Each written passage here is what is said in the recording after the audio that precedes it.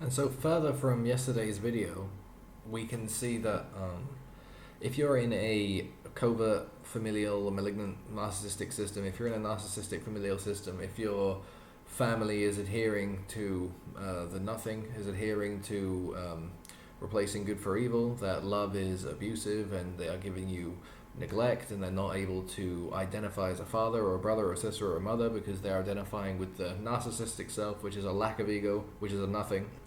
If you find yourself in that situation, they will support fornication, whether they are a Christian family or a Muslim family or whatever. They will, adhering to this super self, which oversees all, which everyone loses their individuality and adheres to. They will use fornication. They will promote it. They will not push back against it. They won't even really mention it much. They will just, it's just it's a non-topic, you just do what you gotta do, and freedom, and kids will be kids, we can't really control them, and and that's the type of spirit that will allow fornication to go into you and into the family, because the more fornication there is, the more that the narcissistic system is being pushed, because it's not only an abuse to yourself, it's an abuse to another, it's abuse directly between you and God, it's an abuse on your own body. It's such an abusive thing that it will be supported. I mean, I remember in my family we would have my elder sister fornicating so incredibly loudly that it would keep us up, and she'd be screaming and screaming and screaming and yelling, and all those cries of ecstasy or whatever, but really they are like yelps of pain, just masked with perversion. And that would like keep us up, and my dad would be kept up, and he wouldn't go down and say stop that, not here. He would support it. He would make it a normal thing. It's normal to fornicate inside the family home, to let these strangers in and to let them immorally abuse your body in sexual ways. This is an okay thing, don't, you kept us up.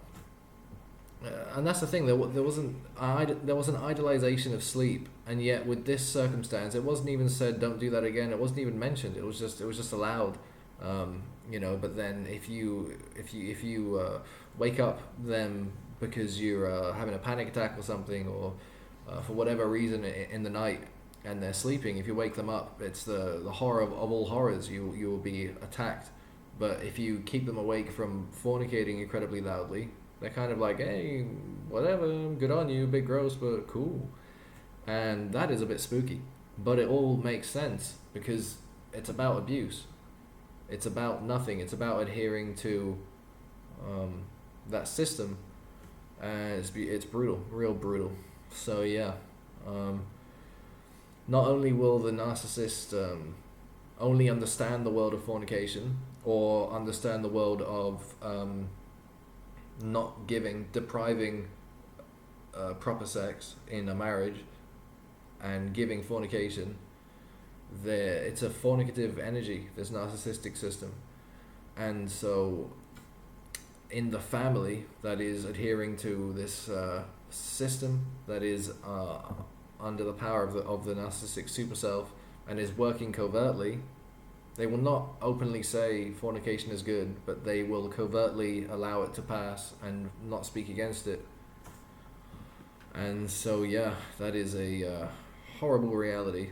And so a solution is to get away from fornication. If anyone is ever going to push fornication on you, or enter into a situation where you may be able to fornicate with them, that is the narcissistic system alive in them. That is evil alive in them. That is the dogs and fornicators and drunkards that are kept out of the kingdom of heaven, trying to get right deep into you and trying to get you to conform there. And you don't want to be doing that. You want to be fleeing from that. You want to be just not going anywhere near that, literally running to the hills. And so keep that in mind, that fornicative energy, sexually immoral energy, is the narcissistic system getting in you, because it's just the perfect abuse. So keep away, and you'll be scapegoated if you even try to mention it.